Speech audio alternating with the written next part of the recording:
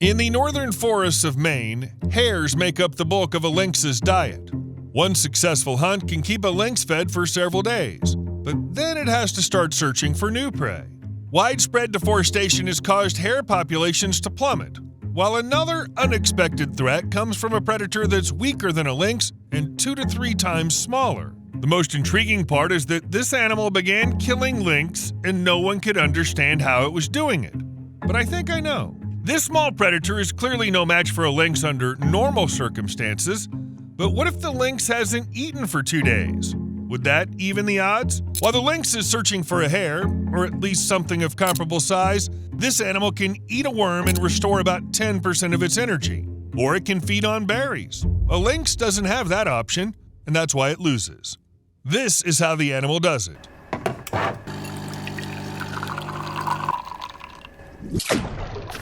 The bodies of lynx began turning up between trees, buried in the snow, and near their resting sites. No, the lynx weren't killed in struggles with deer or other herbivores after taking on prey that was too large for them. Whatever defeated them was clearly a carnivore. Their necks and heads bore the marks of a brutal fight between predators, deep bites and torn flesh. Some of the carcasses had even been partly eaten and stripped to the bone. What could have done this? One possible suspect was the American black bear. In the forests of Maine, an adult male can weigh more than 220 pounds, making a Canada lynx look like a small house cat by comparison. If the two animals fought, the bear wouldn't need to chase its opponent for long. It could pin the lynx down with its weight, strike it with a paw, or crush its neck with its powerful jaws. There could also have been a reason for the attack. Although a black bear's diet consists mainly of plants, berries, nuts, and insects, it also eats carrion and won't turn down meat. A bear might have found a hare recently killed by a lynx, tried to steal it, and attacked the cat when it refused to back away. In that case, the lynx wouldn't have been the bear's main target, but simply an accidental victim of a conflict over food. Still, these animals can hardly be described as regular competitors. Hares are the lynx's main prey, and they hunt them throughout the year. Bears don't depend on hares and can usually find plenty of other food sources. There would be little reason for a bear to repeatedly track down lynx and risk being slashed by their claws for the sake of a relatively small carcass. Most of the dead lynx were also found in winter. At that time of year, black bears are usually denned up, living off the fat they accumulated before hibernation. There were also no broad, 5-toed tracks near the bodies, the kind a large bear would inevitably have left in the snow. The pattern of injuries didn't match either. After a bear attack, the snow around the body would have been trampled down, branches broken, and signs of a violent struggle left behind. The carcass might have been badly torn apart or dragged into cover. Here, however, the main bite wounds were concentrated around the head and neck, and the spacing between the punctures showed that the attacker's jaws were considerably smaller. A black bear was physically capable of killing a lynx with ease, but all the evidence suggested that no bear had been anywhere near these bodies. The next suspect was the coyote. Unlike a bear, it remains active throughout the winter, hunts in the same forests, and competes for the same prey. An eastern coyote typically weighs around 31 to 35 pounds, meaning that a large male can be comparable in size to a Canada lynx. Coyotes are also capable of hunting in pairs or family groups. If a lynx encountered several of them at once, even its long claws might not have been enough to guarantee victory. The motive also seemed convincing. Coyotes eat snowshoe hares, small mammals, and carrion. When their usual prey becomes scarce, they readily switch to other food sources. A coyote might therefore compete with a lynx for hares or attempt to steal an animal the lynx had already caught. Unlike a bear, it can follow a trail for a long distance, wait for the right opportunity, and attack when its opponent is tired or caught in an awkward position. The injuries were also a partial match. Coyotes often kill prey by biting the throat, beneath the jaw, or near the ear. Several puncture wounds may be left behind if the animal loses its grip and bites again.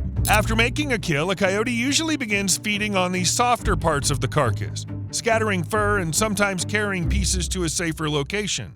But the strongest evidence against this theory was the snow.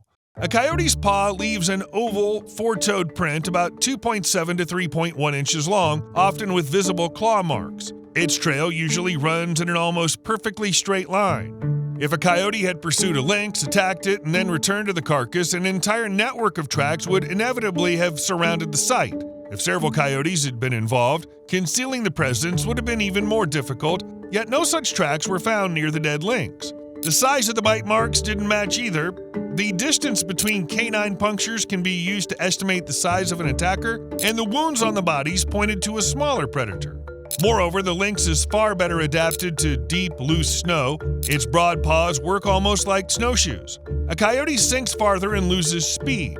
Under the right circumstances, it might have been able to kill a lynx, but the tracks showed that neither a lone coyote nor a pack had been present at the attack sites. The bite marks also argued against that theory. A coyote's jaws are comparable in size to a lynx's, if not larger, yet the spacing between the canine punctures suggested that the killer was only half its size. It seemed almost impossible. A Canada lynx can weigh up to 37 pounds, has long claws and powerful hind legs, and moves effortlessly through deep snow. A small predator should not have dared to approach one, let alone attack it, yet the incidents kept happening. Over the years, researchers documented dozens of dead lynx, and a significant number of them had been killed by the same species. It all began when spruce budworms infested the coniferous forests. These native moth caterpillars feed on young needles. What makes the parasite so dangerous is its ability to reproduce rapidly, spreading from tree to tree and eventually killing them. This is followed by irreversible changes to the landscape and even to the food chains within the affected habitat. Authorities decided to stop the budworm in the simplest possible way, by clear-cutting entire sections of forest without distinguishing between infected trees and those that might still have recovered. Within a few months, the dense forest where predators once hunted and their prey found shelter is replaced by vast open spaces. Birds have nowhere to build their nests. Hares and small animals have nowhere to hide. Lynx no longer remain in these exposed areas because there's neither cover nor prey. The large-scale logging triggers a public outcry. To ease pressure from environmental groups and meet forest restoration requirements, logging companies and government agencies begin replanting the cleared land with young trees on a massive scale. At first glance, the problem appears to have been solved. New forests gradually rise where empty ground once stretched. Young forests, however, are very different from old-growth ones. More sunlight reaches the ground, allowing shrubs, young deciduous trees, and dense undergrowth to spread rapidly. These are perfect conditions for hares. Here they can find food more easily, hide from predators, and raise their young. Within a few years, the hare population begins to rise rapidly. The young forests turn into vast feeding grounds, with food available almost everywhere. In some areas, hare densities climb far above the levels recorded before the logging began. At first, this seems like a positive outcome. The forest is recovering, wildlife is returning, and the ecosystem appears healthy. But in fact, this is where a new problem begins to take shape. Any increase in prey inevitably attracts predators. Hares are the main prey of the Canada lynx and an important part of the fisher's diet, a member of the weasel family weighing between 4.5 and 11 pounds. The growing hare population draws both species into the area. The more prey there is, the more predators the habitat can support. For the first few years, the system appears stable. There are enough hares for everyone, and the lynx rarely leaves areas where prey is close at hand. But every adult lynx regularly kills snowshoe hares, and a growing predator population requires more food. With each passing season, the pressure intensifies. The lynx comb through the thickets, take over the best hunting routes, and catch the hares before other predators can find them. Eventually, the number of snowshoe hares falls sharply. First, their tracks disappear from open areas, then the main trails grow empty and almost no tracks remain around the young trees. The lynx continue searching for prey and move into neighboring territories. The same thing is happening there. The large predator population has almost completely exhausted the food supply that originally drew it into the forest. Soon afterward, dead lynx begin to appear. They haven't starved, they've been killed in violent struggles. First, one body's discovered, then several more beneath evergreen branches and in hollows in the snow. Bite wounds mark their heads and necks, and parts of the carcasses have been eaten by the victors, which lost their main food source at the same time as the lynx. And the animals killing the lynx are fishers.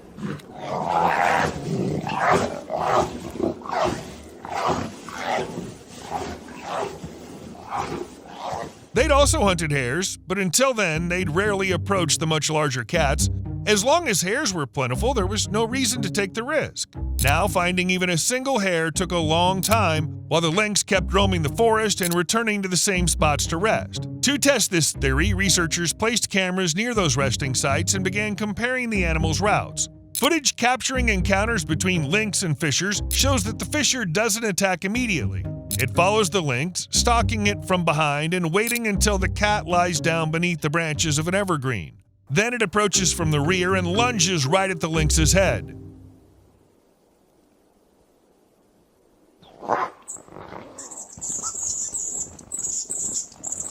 At that point, the difference in size no longer matters. In open terrain, the lynx's long legs and claws would quickly cancel out the advantage of a surprise attack, but inside a cramped hollow in the snow, it first has to stand up and turn around. The fisher doesn't give it the chance. It grips the lynx with its front paws, sinks its teeth into the neck, and stays pressed against its body, preventing the cat from delivering a powerful, well-aimed strike. If the initial hold fails, the fisher retreats, but if it succeeds, the animal continues biting the same spot until the lynx stops resisting.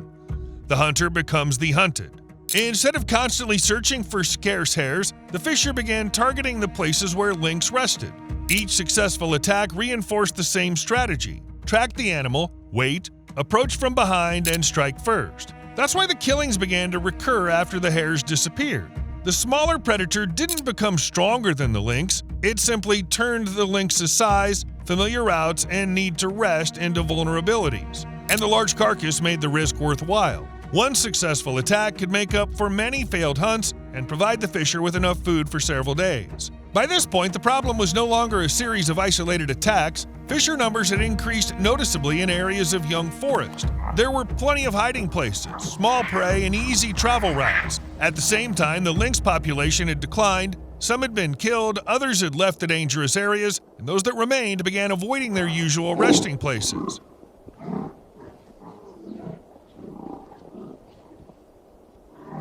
As long as both predators continued using the same trails, resting sites, and hunting grounds, further attacks were likely. Removing fishers from the forest entirely was impossible, and they remained an important part of the ecosystem. The goal, therefore, was not to eliminate one species, but to reduce the number of direct encounters between them. One proposed solution was to divide the forest into separate zones. Key lynx territories would receive greater protection, while fishers would be trapped along the boundaries and relocated to neighboring areas. Buffer strips without bait or permanent feeding stations would also be created between the zones. You can do it like this. The first step was to focus on the areas where the most bodies had been found, along well-used lynx trails and near their winter resting sites. Trap lines could then be set along the edges of those areas. Not at random, but beside fallen trees, narrow passages, streams, and old logging roads that fishers use to move through the forest. Bait would be placed at each trap site to draw a fisher away from its usual route. Mobile teams made up of hunters, biologists, and foresters would check the traps every day. Otherwise, a captured fisher could die or attract other predators. The captured animals would first need to be tagged. Researchers would fit them with radio transmitters and record their sex, age, and physical condition. Some would then be relocated far beyond the study area. The main goal would be to remove animals that had already learned to treat lynx as a source of food. Within the first few weeks, the number of lynx killings should begin to decline. But what consequences would this have? And how quickly would they appear? The traps would be placed on the same trails used by both fishers and lynx. The devices cannot tell one animal from another. They're triggered by weight and movement. As a result, a lynx could be caught instead of a fisher. The traps would then have to be moved farther away from known lynx routes, less bait would need to be used, and setting traps near fresh lynx tracks would have to be prohibited. But even that wouldn't solve the problem. Fishers deliberately follow lynx tracks, which means there's almost no truly safe place to set a trap. Move it away from the lynx's route and it stops catching fishers as well. What other options remain besides trapping and relocating fishers? One possibility would be to strengthen their natural prey base. Fishers don't have to rely on hares, and despite the danger they pose, lynx still don't make up a major part of their diet. Fishers are far more often seen feeding on small rodents like squirrels, shrews, and porcupines. After the logging, shrubs, young birches, and conifers quickly sprang up in the cleared areas. These dense thickets supported growing populations of hares and small rodents. Female lynx no longer had to travel far from their kittens in search of prey. They could hunt close to the den. bring food back more often, and raise their young more successfully. A lynx typically gives birth to between 1 and 4 kittens. Their survival depends directly on the abundance of hares. When prey is plentiful, the mother is better nourished, while the kittens grow faster and are less likely to starve. As a result, several years after young forests began returning to these areas, more family groups of lynx started to appear. A large cat needs large prey. Fishers benefited from the same changes. Young forests provided them with hares, squirrels, mice, and other small animals. At the same time, patches of old-growth forest remained nearby, with the large trees and cavities that females need to give birth. Fishers mate in spring, but embryonic development's delayed for almost a year. The following spring, the female usually gives birth to between 1 and 5 kittens inside the hollow of a large tree. If enough porcupines, birds, and squirrels are available around that tree, fishers are less likely to target hares. The reproduction and availability of the animals fishers feed on vary with the seasons. Some species, such as squirrels, are solitary animals that don't tolerate others of their kind within their territory outside the breeding season. The amount of suitable forest habitat for birds and squirrels must therefore be large enough for their populations to reproduce naturally. In addition, creating a limited number of small supplemental feeding sites for squirrels and porcupines near their breeding areas at the appropriate time of year could improve the survival of their young and, consequently, increase the amount of prey available to fishers. The most important thing to avoid is introducing invasive species into the area. The arrival of a new species, like a mouse, could have unpredictable consequences, potentially driving existing small rodents to extinction and creating entirely new ecological problems. For example, just 24 rabbits released in Australia in the mid-19th century multiplied into tens of thousands within only 7 years. National Geographic now estimates that Australia is home to more than 200 million feral rabbits. They displace native species and consume young vegetation that could otherwise provide shelter for many small marsupials. Their presence has transformed the landscape almost as radically as the widespread logging in Maine that we discussed at the beginning of the video. In the end, nature may set things right. Ecosystems can recover, and Yellowstone National Park offers a striking example. For much of the 20th century, wolves were nearly absent from the park, elk numbers increased, the animals repeatedly browsed young willows and aspens, and some river valleys gradually lost much of their dense vegetation. Wolves were reintroduced to the park in 1995 and 1996. They began hunting elk, but the recovery was not caused solely by a direct reduction in elk numbers. In some areas, the ungulates spent less time near rivers and young thickets where it was harder for them to spot an approaching predator. The pressure on vegetation eased. The willows and aspens began growing again in certain valleys. As the vegetation recovered, conditions also changed for other animals. Willows provide beavers with both food and building material. Beaver dams hold back water, creating ponds and wetlands used by birds, fish, amphibians, and small mammals. In this way, a shift in the relationship between a single predator and its prey gradually affected nearly the entire ecosystem. But Yellowstone also shows that no single animal can explain the ecosystem's recovery. Elk populations were affected by wolves, cougars, bears, hunting beyond the park's borders, severe winters, and a changing climate. Scientists are still divided over how much credit wolves deserve for the return of the vegetation. A similar ecological shift could take place in the forests of Maine. As hare numbers recover, lynx will return to their primary prey, while fishers will find it makes more sense to hunt smaller animals than to attack a much larger cat. The young forest will gradually mature, dense thickets will give way to a more complex patchwork of stands of different ages, and predators will encounter one another less often in the same areas. Achieving this doesn't require eliminating a single species, but preserving the prey base, old-growth trees, and secure habitats, allowing the ecosystem to restore the balance. Over time, fishers are expected to move away from attacking lynx. To prevent further incidents, researchers need to identify the areas where attacks are most frequent. Cameras should be installed near discovered carcasses, winter resting sites, and regularly used lynx trails, while tracks should be checked routinely. This will make it possible to distinguish isolated encounters from an area where a particular fisher has begun actively hunting lynx. Those animals should be removed selectively. Rather than carrying out a large-scale trapping campaign across the entire forest, managers should capture only individuals that repeatedly appear near resting sites and carcasses. Safe cage traps fitted with activation sensors should be used so that a captured animal is not left inside for long, and any lynx caught by mistake can be released immediately. At the same time, the prey base must be restored. Young forest growth should not once again be completely cleared or burned. Areas of dense understory should be preserved for hares, old hollow trees for fishers, and separate stands for conifers where lynx can rest. The more diverse the forest, the less likely the two predators are to use the same trails. Meat, animal carcasses, and waste that might attract fishers should never be left near known lynx resting sites. Logging in these areas should be restricted during winter when the cats are more likely to rely on established shelters. Wide wildlife corridors can also be preserved between key habitats, allowing lynx to move into neighboring areas without passing through places with high fisher activity. Finally, monitoring should not end as soon as the number of attacks begins to decline. Radio collars, cameras, and winter track surveys should remain in use for several more seasons. The goal is not to eliminate fishers, but to remove the dangerous individuals, restore their natural prey, and once again make attacking a lynx too risky and unnecessary. See you later.